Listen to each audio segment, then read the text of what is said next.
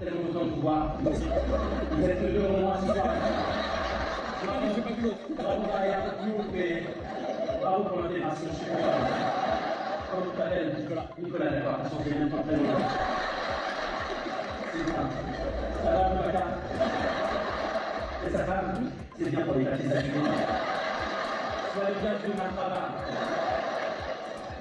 En tout cas, parce qu'on fait une princesse, tu vas te faire l'avion, toi. Bon, forcément, c'est un extrait du spectacle de Jarry qui a pris la sauce sur les réseaux sociaux, hein, bien sûr, qui se sont enflammés. Alors, déjà, plusieurs choses à noter. C'est vrai qu'effectivement, le mec, c'est le seul noir de tout ce qu'on voit dans la vidéo, quoi. C'est quand même fou de noter ça. Mais ce qu'il faut savoir, c'est que de toute façon, c'est un sketch. Jarry, c'est un humoriste. Il est dans une salle de spectacle humoristique. Il n'est pas dans un plateau télé, il n'est pas dans la rue, il n'est pas dans un, je sais pas, l'Assemblée nationale. Il est vraiment dans une salle de spectacle. Donc forcément que ce qu'il dit là, il ne le pense pas. Je veux dire, s'il le pensait, ça serait le plus gros teubé de la planète quand même.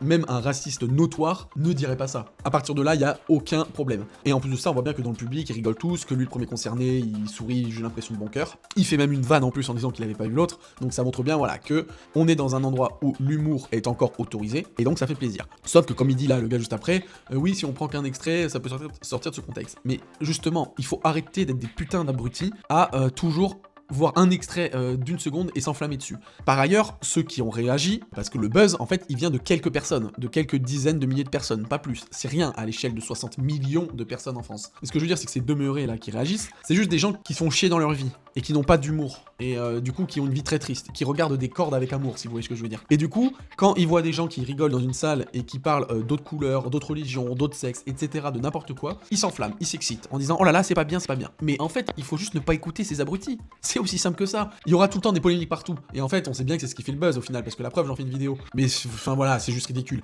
Il fait un spectacle, il fait son humour, c'est de l'humour noir, du coup, en plus, jeu de mots gratuit. Mais voilà, faut juste arrêter d'écouter ces abrutis, quoi. C'est comique, mais si on regarde qu'un extrait et qu'on ne connaît pas, ça peut créer la polémique.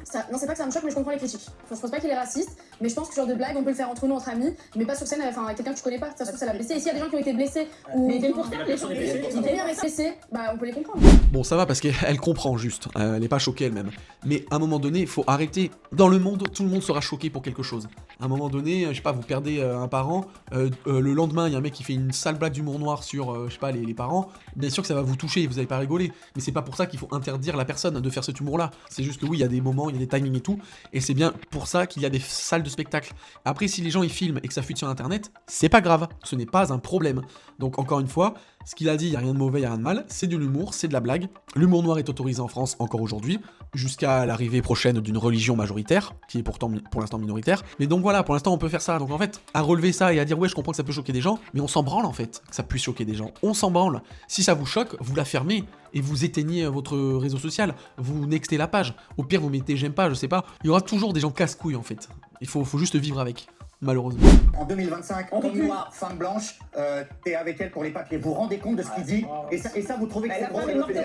C'est un débat de la société d'aujourd'hui. C'est incroyable. Pour moi, c'est tout simplement de la discrimination. Je dis pas qu'il est raciste, mais la scène qu'on voit, attention Olivier, je ne juge que la scène qu'on voit, d'accord. La scène qu'on voit est purement et simplement du racisme. Il n'y a pas d'autre mot. Vous êtes choqué. Mais je suis extrêmement choqué. Je ne comprends pas. Je ne comprends pas que tout le monde ne se lève pas en disant c'est inadmissible. Et non, Gilles Verdez, tu sais pourquoi les gens ne sont pas choqués, ne se lèvent pas pour ça? Parce que les gens sont pas cons. Les gens ont un cerveau. Et j'ai l'impression que lui, il a eu une ablation de cet organe-là. Les gens ont compris que c'était de l'humour. Et en fait, lui, ce qu'il est en train de faire, et c'est très grave, je sais plus si ça sera dit dans cette émission, mais il y a une remarque qui était très intéressante, à savoir que dans quel régime, en fait, on ne peut plus rire de rien, où on doit être contrôlé pour ce qu'on dit, c'est les régimes totalitaires. Autoritaires, hein, Hitler, Staline, d'une certaine mesure en Chine actuellement, en Corée du Nord évidemment.